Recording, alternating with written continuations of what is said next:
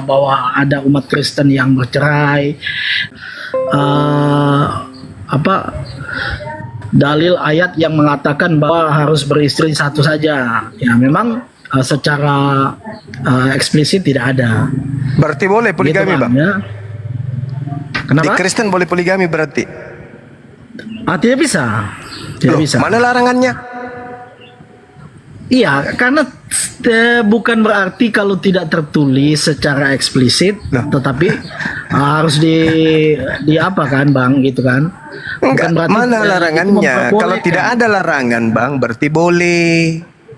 Karena Yesus juga memberikan solusi itu. Coba Anda baca Lukas 12 nomor 28, 29, 30. Aku berkata kepadamu, sesungguhnya setiap orang yang meninggalkan rumahnya, istrinya, akan menerima kembali lipat ganda pada masa ini juga. Dan pada masa yang akan datang ia menerima hidup yang kekal.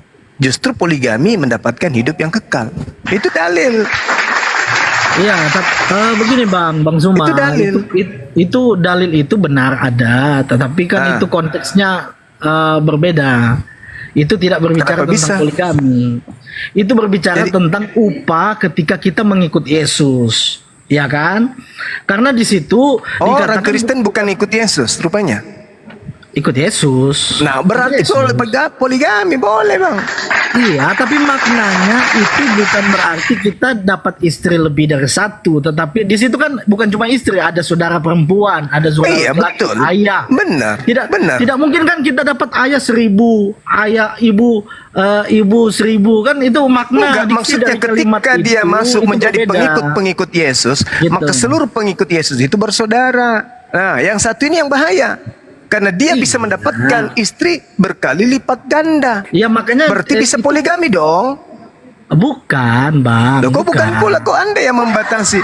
Lah Yesus ini Bukan membatasi, tapi konteks dari ayat itu Bang Suma tidak mengerti gitu. Loh, kok saya jadi tidak mengerti? Barang siapa Iya. yang meninggalkan istrinya, maka dia akan memperoleh berlipat ganda. Saat ini juga, barang Oke. siapa yang meninggalkan rumahnya, saudaranya, maka Iya. dia akan memperoleh berlipat ganda saat ini juga. Saudara berlipat ganda, rumah berlipat ganda, istri Saya- berlipat ganda. Saya tanya, konteks ayat itu bicara tentang apa?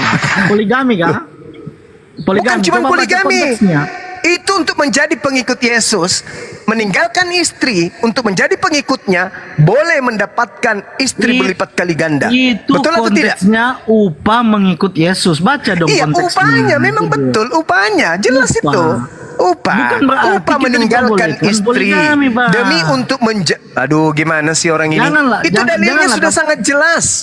Barang Itu siapa framing, yang mengikuti Bang. aku, meninggalkan tidak usah istrinya kau- demi kau- mengikuti kau ini aku, suka banyak maka dia framing. akan memperoleh berlipat kali ganda saat ini juga. Itu apa Aduh. maksudnya? Gini, janganlah kita suka memframing ayat-ayat Kok yang abang framing? tidak mengerti. Kok jadi tidak mengerti? Sekarang begini, kutanya dulu saudara. Ketika Yesus Itu berkata, Nah, Bang, apa? ketika Apa? Yesus berkata kepada muridnya, ini bukan kepada Kristen. Kristen mungkin satu istri, oke. Kan bukan pengikut Yesus. Petrus berkata, kami telah meninggalkan segala kepunyaan kami dan mengikuti kamu. Termasuk istri kami. Apa kata Yesus? Barang siapa meninggalkan istrinya, karena kerajaan Allah akan menerima kembali lipat ganda pada masa ini juga. Apa itu maksudnya? Ada yang abang tidak, makanya bacakan ayat itu secara lengkap, bukan. Saya baca secara lengkap.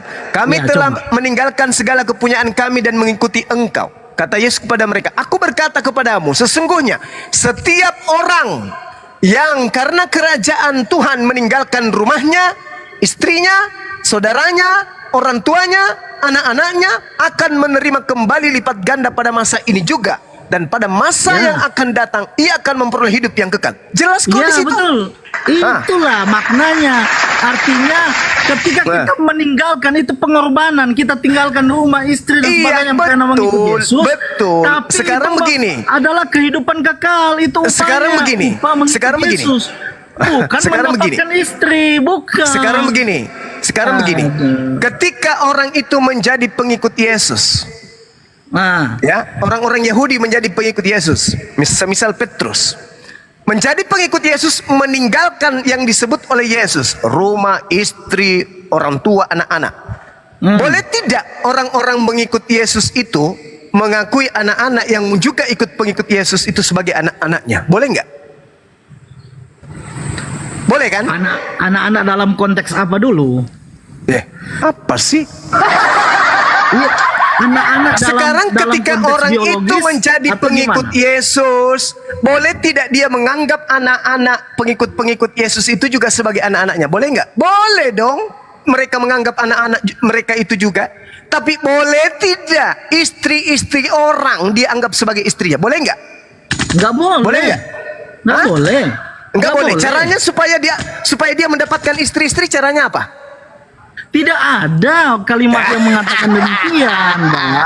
Itu framing. Alamak, Itu framing, susah Bang. ente Jangan- itu. Susah. Bukan Karena Anda susah. lebih suka poligami Abang- Tuhan daripada poligami istri. Susah Tidak kalian itu. ada. Di mana kita poligami Tuhan? Lah, Yesus, Di mana? Bapak, Guru Merpati. Berapa Tuhan itu? Kamu mengerti nggak Trinitas? Kata Ya, Trinitas kamu mengerti paham? nggak Trinitas? Trinitas Ya. itu jurus membungkus 3 Tuhan dianggap satu. Begini ya, Bang. Gimana? Kalau kamu nggak mengerti, tanyalah kepada yang lebih paham. Oke, Bukan oke. kamu mengasumsikan. Tolong tunjukkan pengakuan Jadi- Yesus. Tolong Apa, tunjukkan gimana? pengakuan Yesus. Hidup kekal itu adalah mereka mengenal Yesus satu-satunya Tuhan. Jawab, silakan. Ya. Mana dalilnya? Tunjukkan apa? Tunjukkan dalil pengajaran Yesus. Hidup kekal itu adalah mereka mengenal Yesus satu-satunya Tuhan. Silakan. Gini, ada Apa? statement dalam mulai. kemanusiaannya, ya kan? Mulai. Dengar dulu, Bang. Dengar dulu. supaya Mulai. kamu paham. Jangan saya menjelaskan kamu bilang mulai. Lantas Gimana sih? mulai ngambil Diskusi. jurus penipuan, jurus penipuan. pembohong, jurus Tidak ada penyesat. pemohong. Tidak ada. Apa tidak ada? Bagaimana Anda mengatakan pribadi 3 itu adalah satu pribadi? Gimana Anda mengatakan itu? Bagaimana Iya, Anda bisa mengatakan Yesus yang Ulangan- manusia itu adalah Tuhan? Ulangan 6 ayat 4. Ulangan 6 ayat 4. Apa katanya? Shema Israel, Adonai Eloheinu, Adonai Ehad. Ehad itu Kenapa? artinya apa? Kesatuan. Unity. Ya, kenapa dia tidak menggunakan kata yakid? Kenapa dia menggunakan kata ehad? Ya, yakid itu adalah tunggal, sedangkan ehad itu adalah Oke, baik. Saya ikuti. Anggap saja saya juga bodoh kayak Anda. Ya, orang Yahudi Oke. mengganti kata Tuhan itu dengan Elohim. Elohim. Anggap Abang saja tahu saya nggak juga Elohim bodoh itu kayak Anda. bentuknya apa? Abang tahu nggak Elohim bentuknya apa? Habib Singular beleng-beleng, atau plural? dengarkan saya, dengar. Saya mau tanya, Anda kalau mengambil Anda pintar, ulangan ya, 6 nomor Elohim. 4. Dengar. Elohim Anda itu- mengambil itu ulangan singular atau 6 plural? nomor Saya mau 4. tanya. Oke. Anda mengatakan di situ satu kesatuan. Sebutkan satu kesatuan di situ yang mana aja? Satu, siapa? Bapa, Anak, dan Roh Kudus. Di mana loh. ada anak pada saat Dengar. Aduh, Pada Bang. pada saat Musa menerima kitab ulangan, di mana anak di situ? Dia adalah firman. Dia firman Tuhan. Aduh, Bang, saya kasih paham kau ya. Dari bahasa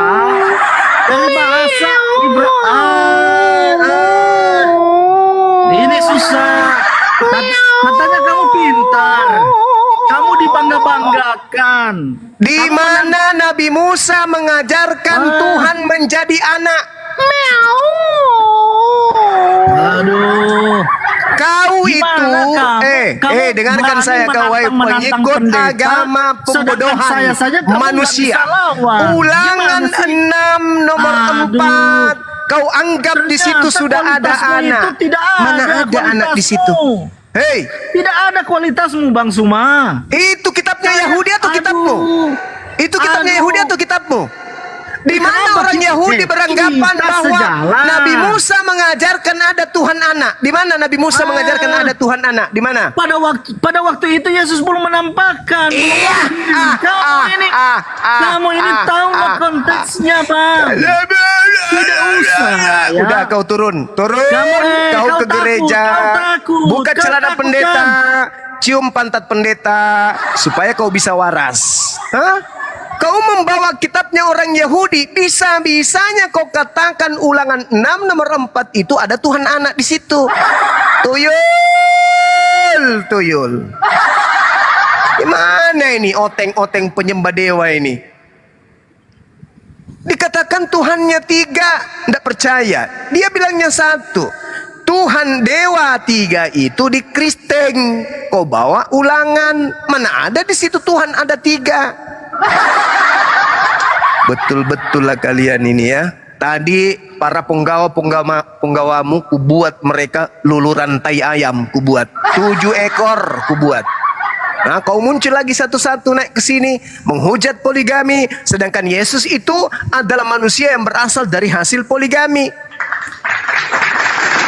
Kau tahu tidak, Kristeng, Perjanjian Lama itu tulisan anak-anak hasil dari poligami. Kalian tahu nggak? Kalau Yakub tidak berpoligami, tidak ada penulis Perjanjian Lama. Pahan? Kalian pahan? Pahan ndak kalian? Kalau Perjanjian Lama itu semua berasal dari tulisan anak-anak hasil poligami Nabi Yakub. Kristen mau bicara data, cuy. Kalau bicara doktrin, Kristen jagonya. Wah, halulu dah. Oke, silakan. Kalau ada pasien lagi atau ada yang mau nambahkan dari adik-adik saya dari Islam Muslim, silakan. Ya, mungkin Dr. Natali, mungkin Bang. Tapi kita sapa di sini dulu ya, teman-teman. Perhatikan ya. Saya ingin membuktikan bahwa komal kami ini, komal yang mengizinkan kalian bicara, tapi kami juga tidak mau merendahkan diri kami dengan mendengarkan kalian yang berbicara tanpa dasar ya, tantrum kejang. Nah, selagi kalian masih bisa tenang, kami akan biarkan kalian di komal kami. Jangan samakan komal kami dengan komal kalian. Di sini ada Ukti Natali dan Abu Yastrom. Kita sapa dulu. Ukti Natali, Assalamualaikum warahmatullahi wabarakatuh. Ukti Natali ingin menambahkan? Mungkin menjauh dari perangkat. Abu ya, Assalamualaikum warahmatullahi wabarakatuh. Waalaikumsalam warahmatullahi wabarakatuh. Uni, Gurunda, Assalamualaikum Uni semuanya, Masya Allah. Waalaikumsalam. Ya, ada yang mau ditambahkan mungkin Abu ya? Lanjut dulu. Oke, Uni. dilanjut. Kita sapa di sini yang sudah bergabung. Di sini ada wanita tangguh. Ukti, Assalamualaikum warahmatullahi wabarakatuh. Waalaikumsalam warahmatullahi wabarakatuh. Ya, Ukti Makasih nanti nih. ya, nanti kalau seandainya ada teman Kristen banyak sekali yang di bawah ingin naik, kita naikkan, kita ruling ya, Ukti ya. Oke, siap Uni, siap. Dimraja, Muslim atau non Muslim? Kristen, Kak. Oke, Anda boleh bertanya, belajar kepada kami umat Islam tentang agama Islam, tapi ketika kalian mencoba menjelaskan tentang agama kalian, maka mohon maaf kami tidak diizinkan bodoh untuk mendengarkan begitu saja penjelasan kalian. Tentu kita akan berdiskusi. Silakan ambil posisi Anda, Limraja, sebelum ke Jendrio. Halo Kristen ya, standby ya. Ya iyalah. Oke, Jendrio standby dulu, saya fokus ke Limraja. Limraja, silakan, ada Bang Zuma di sini, silakan. Anda ingin bertanya boleh, ingin membantah Bang Zuma juga boleh, silakan. Saya mau bertanya, Kak. Arti Isa Kalimatullah itu apa artinya itu, Kak? Oke, silakan Bang Zuma, waktu dan tempat. Isa nama orang, Kalima perkataan. Allah Tuhan pencipta alam semesta bernama Allah. Isa manusia yang diciptakan dari kalimat Allah, dari kehendak Allah. Bukan manusia yang lahir dari hasil persinahan seperti tuduhan Yahudi. Itu artinya.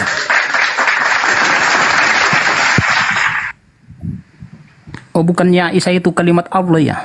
Ya betul, kalimat Allah. Kalimat itu perkataan, perkataan Allah. Artinya Isa adalah makhluk ciptaan ciptaan yang berasal dari instruksi langsung Allah, bukan atas prakarsa hubungan suami istri. Tapi dia adalah kalimatullah, ketetapan Allah, perkataan Allah, kehendak Allah, ciptaan Allah. Itu.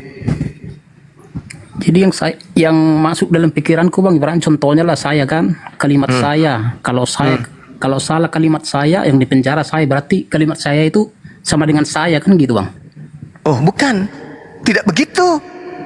Kalimat Anda itu yang keluar, perkataan Anda yang keluar dari mulut Anda mengakibatkan huru hara di mana-mana. Siapa sih yang punya kalimat ini? Siapa yang mengeluarkan perkataan ini? Oh ini Pak, yang mengeluarkan perkataan ini berasal dari mulutnya manusia yang berkumis, kirinya 13 lembar, kanannya 12 lembar. Andalah yang dicari.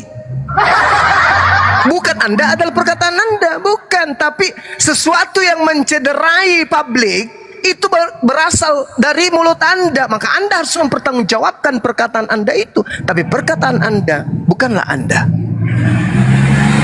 Itulah bang, kalimat saya itu kan saya juga itu bang, sebagian dari saya. Oh salah, Anda keliru. Anda keliru kalau kalimat Anda adalah Anda keliru. Coba Anda mengatakan anjing menggonggong. Coba Anda sebutkan itu. Apakah Anda adalah anjing yang menggonggong? Bukan. Coba Anda sebut yang tadi. Ayam menggonggong. Nah, coba. Kalau itu beda itu bang. Loh, katanya perkataan Anda adalah Anda. Coba Anda bilang, ayam bergonggong. Coba. Saya ingin tahu, apakah Anda benar adalah ayam yang menggonggong? Maksudnya yang tadi itu ibaratnya kalimat kita salah, yang di penjara kita, berarti kalimat kita itu kan sebagian dari kita. Oh bukan. Kalimat seseorang mengakibatkan seseorang itu bisa dipenjara karena pribadi baru yang muncul, yang didengarkan orang berupa suara, yaitu perkataan, untaian huruf demi huruf menjadi kata membentuk kalimat dan pesan, menyebabkan ada ketersinggungan, menyebabkan orang melaporkan. Siapa yang memiliki, siapa sumber suara ini? Dicari Anda. Itu bukan suara saya Pak, itu suaranya si Fulan. Anda yang dicari. Pertanggungjawabkan ucapanmu ini. Anda harus bertanggungjawabkan. Tetapi bukan Anda adalah suara. Kalau suara adalah Anda, maka suara itu aja yang dipenjara. Ngapain Anda? Penjarakan aja suara itu. Karena itu yang Anda dengar. Bukan Anda yang dengar. Bukan saya yang Anda dengar. Tapi yang Anda dengar adalah suara. Penjarakan suara itu. Tapi karena suara bukan Anda, maka sumber suara dicari. Anda yang dipenjara. Karena Anda yang menyebabkan. Sama seperti ada orang yang di atas pohon. Di bawah pohon ada orang lagi makan coto. Tiba-tiba dari atas meluncur. Kenapa bukan itu aja yang dihantam pakai balok? Kenapa harus yang sumber yang anggap pakai balok? Apakah Anda ingin mengatakan apa yang keluar dari anus Anda itu adalah Anda? Jawab saya. Berarti yang abang bilang itu tadi sumber yang dicari. Berarti kalimatullah itu berarti kalimatnya Allah. Berarti Allah lah itu. Kan pandai, gitu. Anda pandai. Berarti Yesus itu berasal dari Allah. Sekarang alam semesta ini berasal dari mana? Dari Tuhan. Bagus, pandai. Berarti kita, Anda, semua, termasuk Yesus, itu adalah sesuatu yang berasal dari Allah, sesuatu yang keluar dari Allah, tetapi bukan Allah. Jadi kalau dibilang rohullah sama juga itu bang, kayak gitu juga. Yes, betul. Roh dari Allah. Coba Anda baca Kejadian 6 nomor 3. Tuhan berfirman, rohku tidak selama-lamanya ada di dalam diri manusia. Tuh, rohku tidak selama-lamanya ada di dalam diri manusia. Berarti roh yang ada pada dalam diri manusia adalah roh Allah. Atau Anda ingin mengatakan roh yang ada dalam diri Anda itu adalah roh Anda?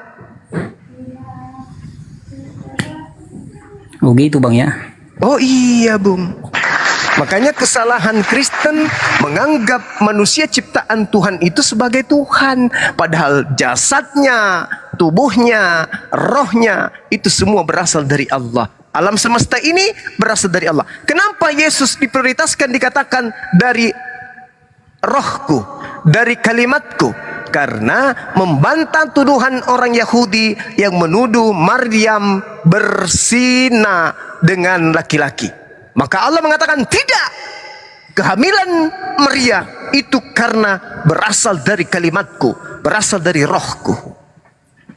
Aku yang membuat dia hamil, bukan seorang laki-laki sesuai dengan tuduhan kalian.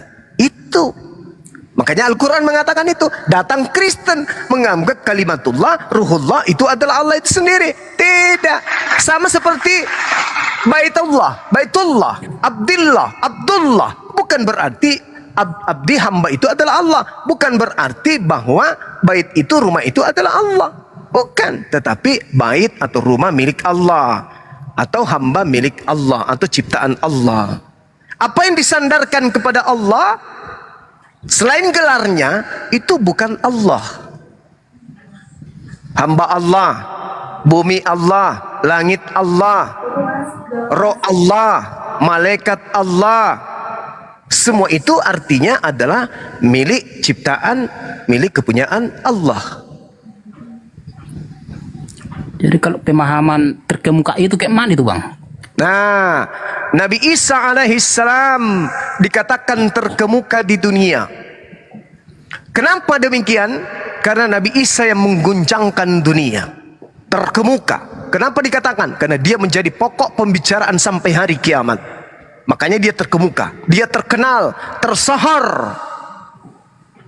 Itu. Dunia akhirat katanya, Bang. Dunia Di akhirat. Kenapa dia terkenal di akhirat? Karena satu-satunya nabi yang akan dihakimi di tengah-tengah seluruh umat manusia.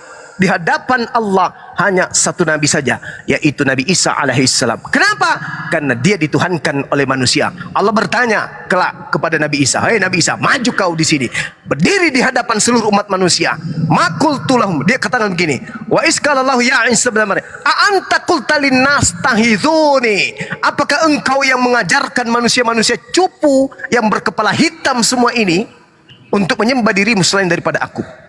Maka Nabi Isa di hadapan seluruh umat manusia berkata, "Qala subhanaka ma yakunu li an aqula ma laysa li bihaqq." Maha suci engkau ya Allah, aku tidak pernah mengatakan sesuatu yang bukan hakku untuk aku katakan kepada mereka. Mereka hanya mengada-adakan saja menyembahku. Nah, itu Yesus Anda lihat dalam Matius 7 nomor 22-23. "Enyahlah daripadaku kalian semua adalah pembuat kejahatan. Aku tidak pernah mengajarkan kalian menuhankan aku, bermujizat pakai namaku, mengusir setan pakai. Enggak pernah aku ajarkan. Enyahlah daripadaku, kalian semua adalah pembuat kejahatan." Apa tolak ukurnya? Yohanes 12 nomor 48. Barang siapa yang menolak aku, dia sudah ada hakimnya, yaitu perkataan yang pernah aku katakan di hadapan mereka. Perkataan itulah kelak yang menjadi hakimnya di akhir zaman. Pernahkah aku berfirman, menyampaikan firman sembahlah Yesus? Pernahkah aku mengatakan haramkan Torah, jadikan hukum Torah itu terkutuk? Pernahkah aku mengajarkan jangan bersunat? Pernahkah aku ajarkan jadikan Paulus Rasul? Pernahkah aku mengajarkan ibadahlah hari Minggu? Pernah? Tak pernah. Makanya enyahlah daripadaku, kalian semua adalah pembuat kejahatan. Abang Itu bilang makanya dia tadi. terkemuka. Abang bilang tadi mau dihakimi Isa, tapi Isanya hakim yang adil. Mana yang gitu? Yes, Isa hakim menentukan di hadapan Tuhan siapa pengikutnya, siapa hanya nyamar-nyamar sebagai pengikut. Itu yang dihakimi oleh Yesus. Orang-orang yang mendompleng namanya untuk dituhankan, mendompleng namanya sebagai pengikut, tapi mereka hanya melakukan ajaran pagan Romawi, mempertuhankan dirinya. Makanya Yesus berkata apa? "Waspadalah kepada penyesat yang datang kepadamu dengan memakai namaku dan berkata, akulah dia." Apabila ada orang berkata ada Yesus di padang gurun, ada Yesus di dalam penjara, di dalam bilik, jangan kau percaya. Tetapi orang Kristen ketika Paulus mengajarkan bertemu dengan Yesus di padang gurun, bertemu dengan Yesus dalam bilik penjara, malah orang Kristen percaya. Itulah makanya dia datang sebagai hakim, karena ada yang terdakwa. Siapa yang terdakwa? Kristen. Kenapa Kristen terdakwa? Karena dia menggantikan Tuhan yang maha tinggi dengan posisi Yesus yang mereka sembah. Makanya dia jadi hakim. Tapi di hadapan Tuhan justru dia yang dihakimi juga. Hei, apakah kau yang mengajarkan mereka menuhankan dirimu? Oh tidak, maqultu lahum illa ma amartani bi ani abdullah rabbi wa rabbakum. Saya tidak pernah mengatakan hal yang demikian itu, wahai Allah, wahai Tuhanku. Yang aku katakan kepada mereka, sembahlah Allah, Tuhanku dan Tuhanmu. Tapi saya ini bang, tahu juga tanda-tanda hari kiamat bang ya. Yes, Nabi Isa sama sekali tidak tahu tanda-tanda hari kiamat. Nggak ada itu, nggak ada, baik di Bible maupun di Al-Quran. Allah hanya mengatakan, wahai manusia, kedatangan Nabi Isa alaihissalam untuk yang kedua kalinya adalah sungguh pertanda akan datangnya hari kiamat. Bukan Nabi Isa yang tahu tandanya. Kan atas dia pertandanya.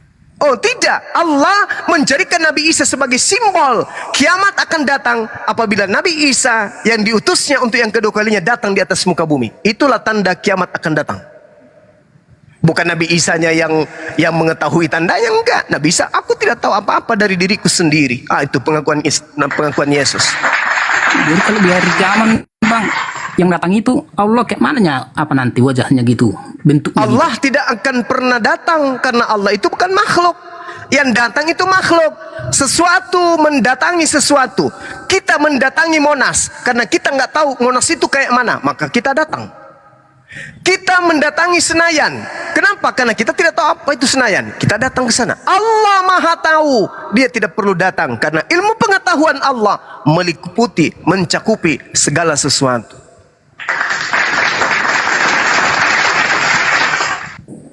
Jadi yang datang di awan-awan itu di hari zaman siapa itu bang? Nabi Isa alaihi salam datang menghakimi orang Kristen. Mana dalilnya? Yohanes 12 nomor 48. Barang siapa yang menolak aku. Siapa yang menolak Yesus sekarang ini? Kristen kan yang menolak Yesus. Kenapa enggak Muhammad yang datang bang? Nabi Muhammad ajarannya tuntas, tas. Tak ada orang yang menuhankan Nabi Muhammad. Ajarannya sudah jelas, ajarannya sudah sempurna. Tapi Yesus malu di hadapan Tuhan. Kok ada yang menuhankan saya nih? Aduh, saya penginjilan di tengah-tengah Bani Israel. Aku mengajarkan Tuhan itu satu. Hidup kekal itu adalah mereka mengenal Engkau satu-satunya Tuhan yang benar. Itu ajaranku. Bahkan aku mengatakan dalam Yohanes 4 nomor 22, aku dan kamu menyembah Tuhan yang kita kenal, sementara mereka menyembah Tuhan yang mereka tidak kenal. Bahkan kisah para Rasul 4, Yesus dikatakan sebagai hamba yang suci. Galatia 4 nomor 4, Yesus disebut sebagai hamba yang tunduk takluk kepada hukum Taurat. Kenapa jadi Tuhan di Kristen? Kok gitu bang ya? Ya, kutanya dulu sama saudara, kenapa anak Maria jadi Tuhan di Kristen? Itu dulu. Makanya ia datang. Ini kurang ajar juga ini orang-orang barat ini menuhankan saya. Biarkan aku turun ya Tuhan. Aku habisin kepala mereka satu-satu. Kutanya, siapa yang mengajarkan Anda mempertuhankan Yesus yang lemah dan meninggalkan Tuhan yang maha kuat? Siapa yang mengajarkan Anda? Kenapa lemah bang? Orang dia yang datang di akhir zaman. Jadi hakim yang adil.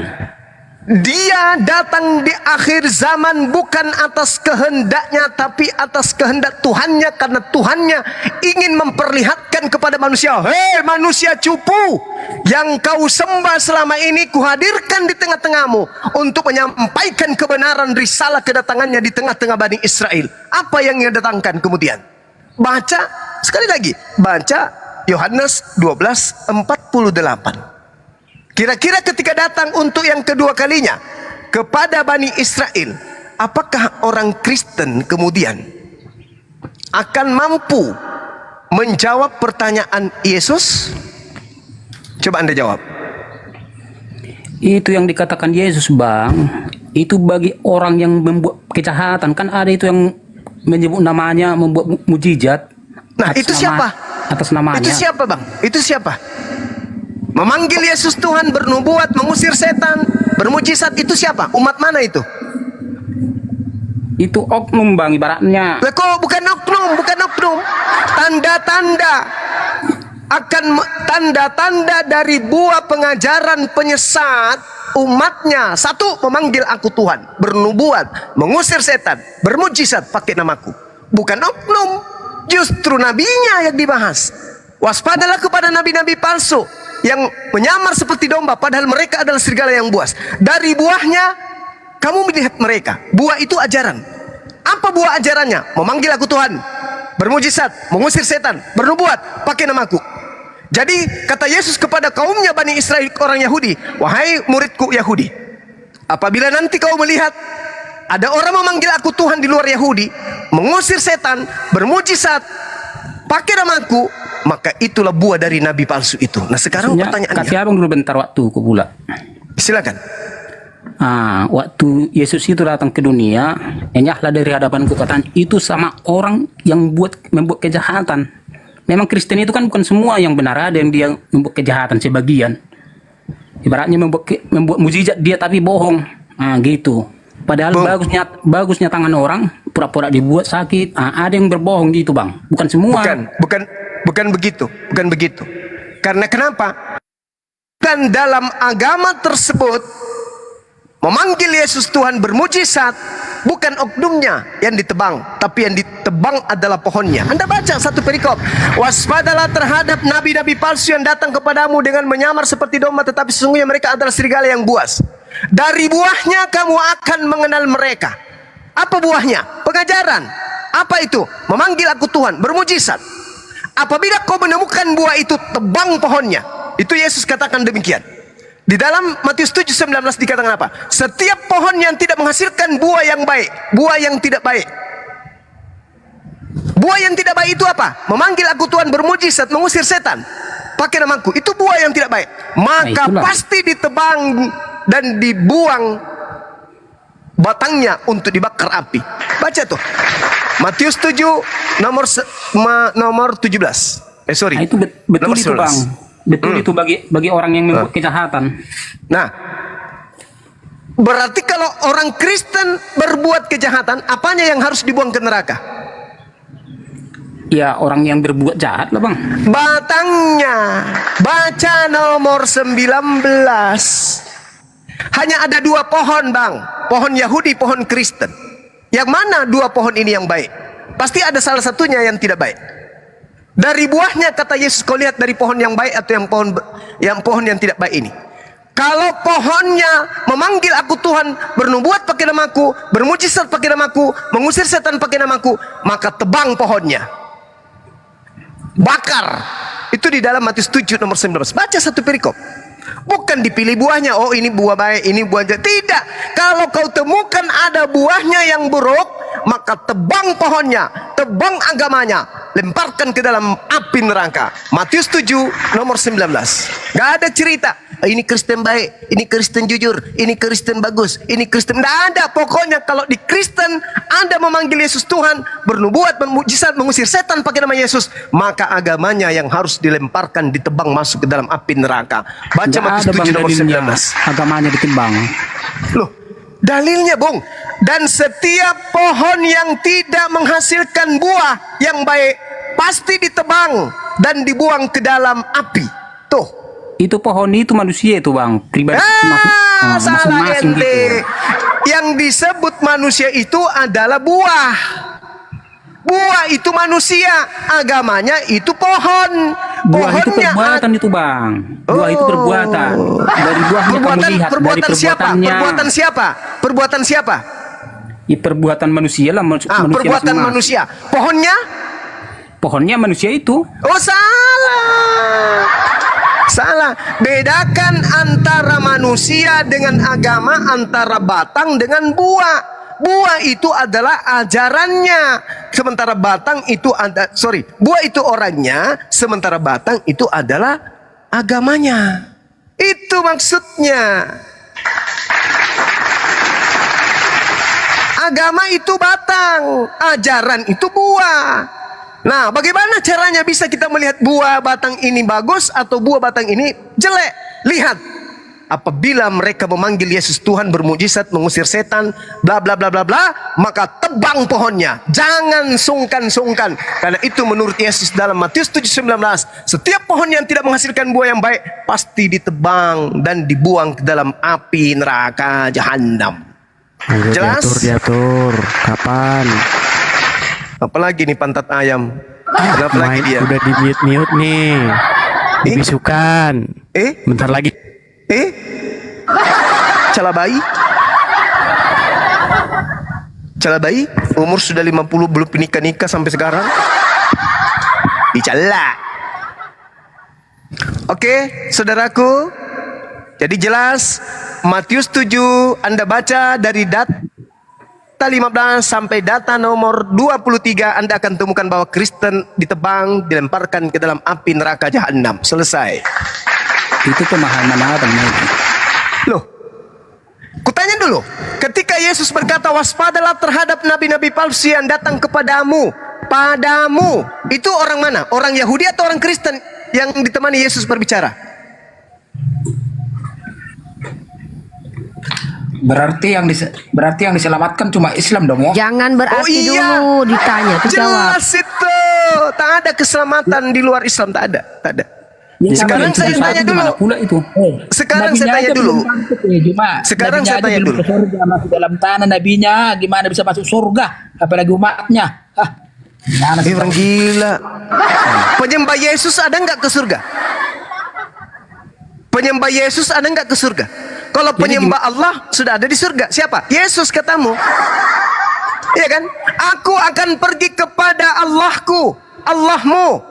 Kemana dia? Ke surga. Yeay. Yesus menyembah kepada Allah. Nah sekarang yang menyembah kepada Yesus ada nggak ke surga? Mana dalilnya? Ada nggak? Ngadi-ngadi ente semua. Jadi Itu gitu Bang, di bang. Yohanes 3:33. Yohanes 3 nomor 33. Silakan Anda bacakan. Siapa yang percaya sama anak akan hidup kekal. Anda percaya nggak kalau Yesus berkata, aku harus dikenal sebagai utusan Tuhan? Anda percaya nggak? Kan memang Anda percaya? Allah itu mengutus wujudnya ke dunia. Ya itu mulai ngawur, masuk jurus agama pagan. Anda masuk ke jurus agama pagan. Siapa yang menerima kesaksiannya mengaku bahwa Allah adalah benar. Ayo, kesaksian Yesus apa? Di mana tertulis? Yohanes 5 nomor 36. Ada kesaksianku yang lebih penting dari kesaksian Yohanes, apalagi Karisteng. Yohanes aja kalah kesaksiannya, apalagi ente. Apa kata Yesus? Bahwa segala pekerjaan yang aku lakukan, pekerjaan itu yang bersaksi tentang aku, bahwa Bapaklah yang telah mengutus aku. Berarti Yesus bersaksi dirinya adalah utusan Tuhan. Itu kesaksian Yesus. Sementara Anda bersaksi Yesus adalah Tuhan itu sendiri. Dari mana ilmunya? Siapa yang ngajarin? Ya kan dibilang Bang, ibaratnya Bapa berdiam di dalam aku juga Ya. berdiam di dalam Bapa. Berarti Paulus juga Orang Tuhan satu. dong. Berarti Paulus juga Tuhan dong. Kok lari ke Paulus? Lah karena Paulus juga mengaku sebagai Bapa di dalam Yesus Kristus. Hayo.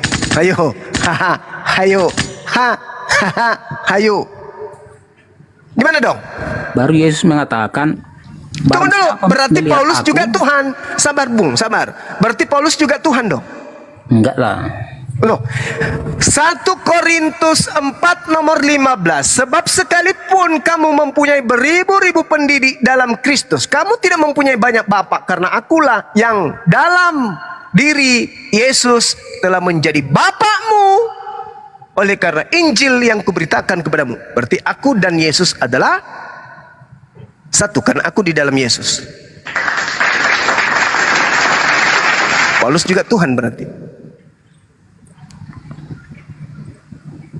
Gimana dong? Paulus enggak Tuhan lah. Ya, maka dari itu, kalau Anda mengatakan Yesus di dalam Bapa, Bapa di dalam Yesus, ternyata Yesus Tuhan, maka Paulus yang mengatakan dia di dalam Yesus, berarti Bapa yang ada di dalam Yesus, yang dimaksud Yesus itu adalah Paulus, Bapak Paulus. Berarti Paulus ini adalah Bapak. Kan Yesus mengatakan, barang siapa melihat aku, dia melihat Bapa. Kan dia itu sendiri Bapa itu. Barang siapa yang menampar aku, dia menampar Bapa, gitu. Barang siapa melihat aku, dia melihat Ya. Bapa. Barang siapa meludahi aku, berarti dia meludahi siapa? Itu enggak ada dalilnya, Bang. Loh, melihat Yesus, melihat Bapa, membunuh Yesus, membunuh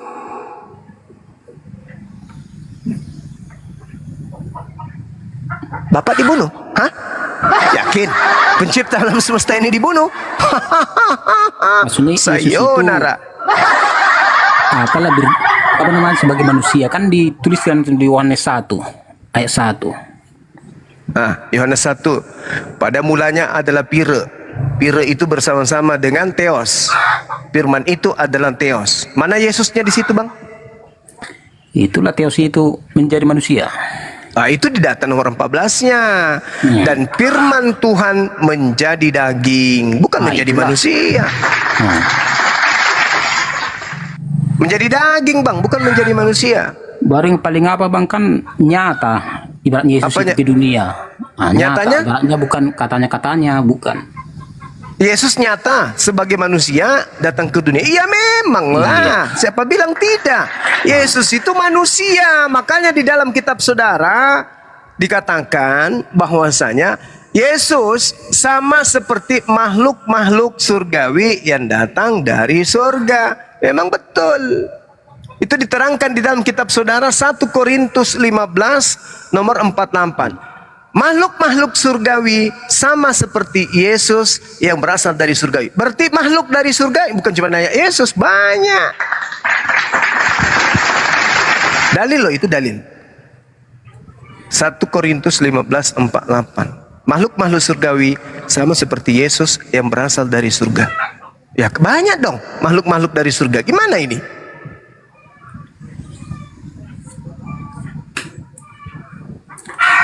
Oke, makasih banyak lah, Bang, ya. Itu aja Siap, dulu. saudaraku. Bisa Ya, besok oke. lagi diskusi. Baik. Oke, makasih, Bang, ya. Makasih, Bang. Makasih, Makasih, sendiri, sehat Pak. selalu. Oke.